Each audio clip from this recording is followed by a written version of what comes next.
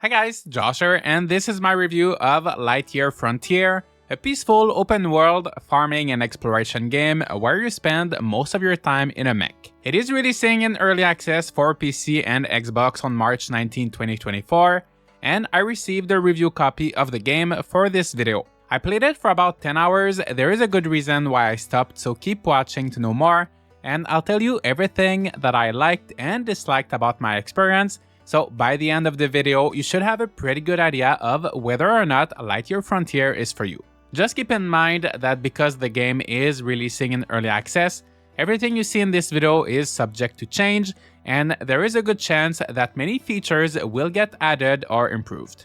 Lightyear Frontier starts as you're searching for a new planet to live on. You have a bit of a rough landing, and you're greeted by Piper, a satellite companion that will guide you through the game by giving you some tips and telling you bits of information about the strange planet you arrived on. Unless you're playing in multiplayer, you won't be seeing a lot of people, but Piper manages to keep you company in your new home. That magnificent mech, those high-powered tools, and even that ship of yours. The Farm Mech project really was extraordinary.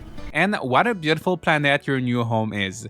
From the vibrant green grass to the blue sky filled with other planets and stars in the distance, Lightyear Frontier is such a joy to look at, and it put me in a cozy, comfy mood right away. Even though the planet has some weird ruins and signs of life being there before you, it is a peaceful game, and at no point do you need to worry about having to fight or keep an eye on stats like health, stamina, or hunger. It is a very relaxing game. The worst things that can happen are weeds appearing on your farm, or your mech tumbling down a cliff or getting stuck somewhere, but that can easily be fixed by just getting out and flipping it back to its correct position. Exploring feels very unique in this game since you're in a mech. Whether you play with mouse and keyboard or with a controller, everything is intuitive and the controls are great, but you can definitely feel that you're in a big machine. Even while sprinting, you're not very fast. You can jump and fly a bit, but you're not agile enough to easily climb mountains, and turning around at high speeds can be a bit tricky. They did an amazing job at making it feel like a heavy mech, but I was hoping for something a bit lighter at times, especially as the game requires you to explore a lot. You can change from your bipedal mode to other modes that will let you put down paths or plow the ground for your crops, which reminded me of Farming Simulator, but I would have liked to see a mode with wheels or something to make the mech move a bit faster and smoothly. You can hop out of your mech, which is necessary in a few instances, for example to access some small cave or to use your paint gun, but most of your time is spent inside. The mech might not have wheels, at least in the current version of the game, but it does have a bunch of useful tools that make gathering resources and farming a lot of fun. You have a saw spike, which is an interesting combination of a pickaxe and a saw. Another tool lets you shoot saplings and flower seeds into the ground. Another one is to plant crops. And then there's the vacuum that can be used to either harvest crops, suck up weeds, or even water to use with your last tool, the watering hose, which can of course water crops and also spray fertilizer. Each one of these tools feels very satisfying to use, and even though they're not very efficient at first, for example, you may have to constantly fill up your water tank, each can be upgraded a few times once you've collected the proper materials. There are a few different crafting stations in this game, such as an oil presser that will transform your crops into oils that look a lot like laundry detergent, a furnace to make bars, an assembler to combine different items, and so on. Once an item is ready, the crafting machine will just shoot it out on the ground for you to pick it up. Whenever that happened, I kept wishing there was just a bit of automation in the game. Who knows, maybe it will come later, but it would have been nice if instead of just shooting all of the items on the ground, the machines could maybe put them in a chest or something, especially since the game takes place in the future with a lot of advanced technology. It would have been a perfect fit for this one. Other than that though, I don't have much to say about the crafting. It is pretty straightforward, the menus are intuitive, it does what it's supposed to do, but it also doesn't reinvent anything. In addition to crafting, you can also decorate your farm and build your base pretty much anywhere you want. You can build workshops and barns to increase the efficiency of your crafting stations, and also a house to sleep in. Sleeping ends the day, which is useful if you don't like to be out at night, but there is no real need to sleep as there's no stamina or anything like that in this game.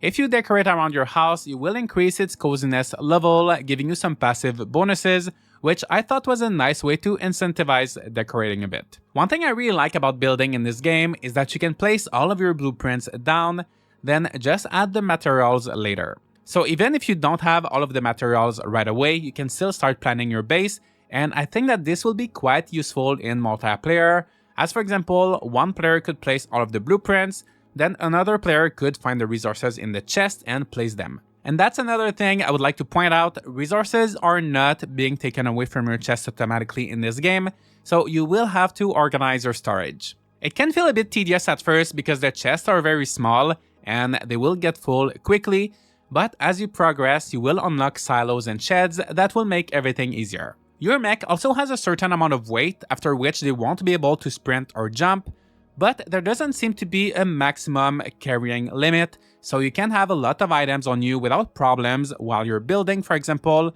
You will just be a bit slower. If you want to customize your base a little bit more, you can use flowers that you found in the wild or grown by yourself and crush them into paint. Even better, you can then mix all of these different colors to get a wider variety, and so far it looks like there's a pretty good selection of colors in the game. With your paint gun, you can then paint almost anything you built, from your house to your crafting stations to your garden beds, and even different parts of your mech.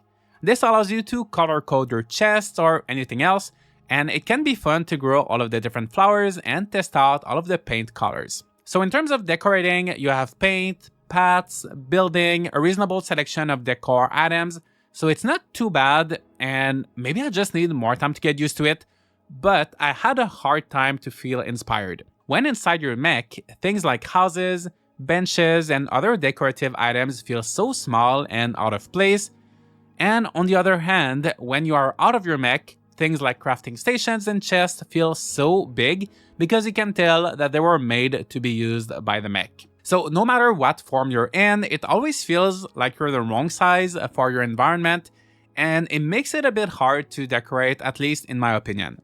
Besides decorating, another thing you can do while you're at your base is trading with the merchant that stops by regularly. You can sell her anything you have, but crops are the best way to make money, and then you can buy things like seeds, blueprints for more furniture, and even different parts to change how your mech looks, so you can switch up the arms, the legs, the windshield, and all of it is purely cosmetic, but I like that you can customize your mech. Unfortunately, after getting the mech parts I was interested in, which didn't take too long, I felt like the merchant wasn't selling anything really interesting, meaning that money quickly became useless.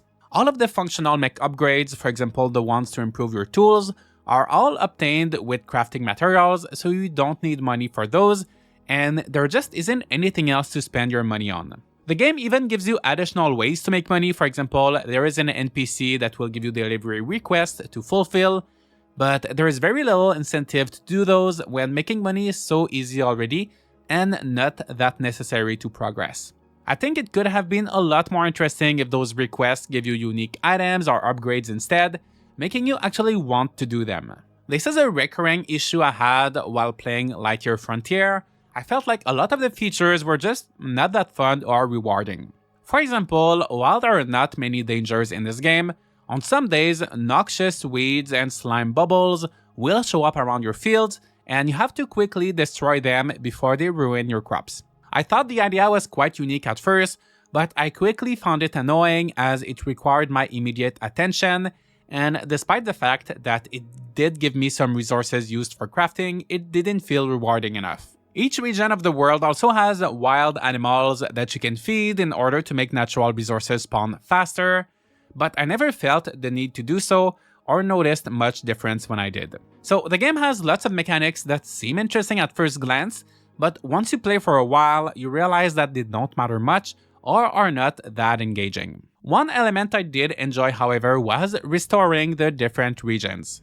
Except for the starting area, the planet you landed on is covered by noxious weeds and slime that need to be taken care of. Cleaning up felt quite satisfying, a bit similar to games like No Place Like Home or Little Nut. Once a place is clean, new resources, usually it will be one ore and one type of seed, will appear for you to start collecting, meaning you'll then be able to craft new items and mech upgrades. Once you found a new resource, the map will tell you in what region you can find it, but it won't tell you its precise location, and I found it difficult sometimes to find the things I was looking for. One example being coal, which is apparently in every region, but I ended up struggling every time I searched for it. One thing that helped me was making some paths leading from my farm to the various resources, and you can also place down signs to help you, but I wish you could put custom markers on the map to easily identify where to get stuff. As of right now, you can place one marker at a time, but it's only temporary, so it can be useful if you want a point on your radar to go to without having to open the map constantly, but it's not really a good way to mark where things are. Combined with the fact that the mech is not very fast, going out to gather materials sometimes felt a bit tedious. It took me about 8 hours to restore the different regions accessible at the beginning of the game, but based on the map, it seems like there is likely more to be unlocked later on. There might be some light spoilers in this next portion of the review, so keep that in mind, but I ran into some issues near the end of my playthrough. I entered some ruins and inside were some puzzles where I had to plug power cords into power sockets in order to unlock doors. In one of the rooms, there were 8 power sockets, but only 4 cords, so I looked around for some sort of clue or pattern, and I couldn't find anything, so I tried a bunch of random combinations. Nothing worked, so after about an hour of trying to figure it out, I decided to take a break from the game, thinking I would try it again later. When I came back, I wasn't able to move the cords around anymore. They were just stuck in the last sockets I placed them in, with no way to reset them. I assumed it was a bug, sadly preventing me from continuing the story, but I figured I would just go back to my farm, decorate a little bit, and complete the last few remaining upgrades to my mech. However, the door leading to the exit wouldn't open anymore, so I was stuck inside those ruins. There is a button in the menu that you can use if you're stuck, so I tried that, but it would just respawn me in the nearest room. So right now, I'm completely stuck, the puzzle seems bugged or impossible to complete, and I have no way out. I have no doubt that this will get fixed at some point, and the rest of my experience has been completely bug-free, but for now, this is the most I can play of the game without starting over. Overall, I did have a good time with Lightyear Frontier. The graphics and the atmosphere are great, restoring the planet and farming with the different tools is satisfying, and it seems like the foundation is there for an excellent experience. However, there just isn't that much content in the game right now to make me want to go back to it.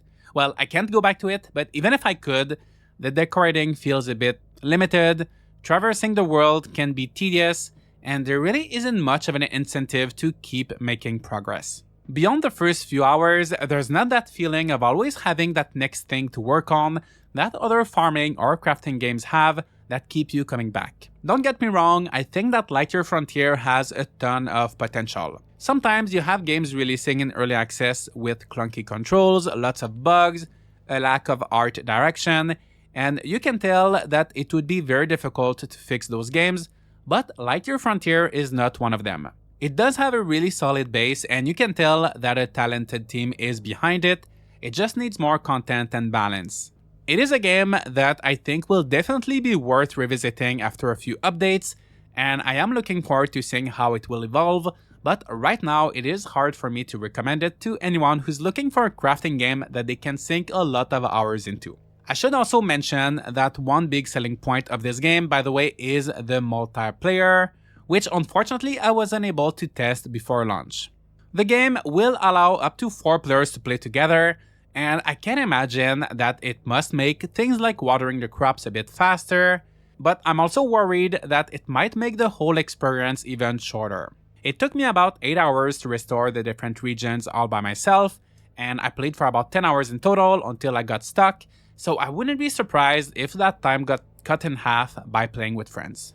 There is currently a demo on Steam. I'm not sure for how long it will be available, but it is a pretty good representation of what the game feels like, so if you can, try it out, but keep in mind that your progress will not carry over to the full game. So let me know what you think of Lightyear Frontier. Have you played it? Will you buy it now, wait for a bit, or is it just not a game for you? Tell me down in the comments, leave a like and subscribe for more content like this, and I'll see you all in the next video.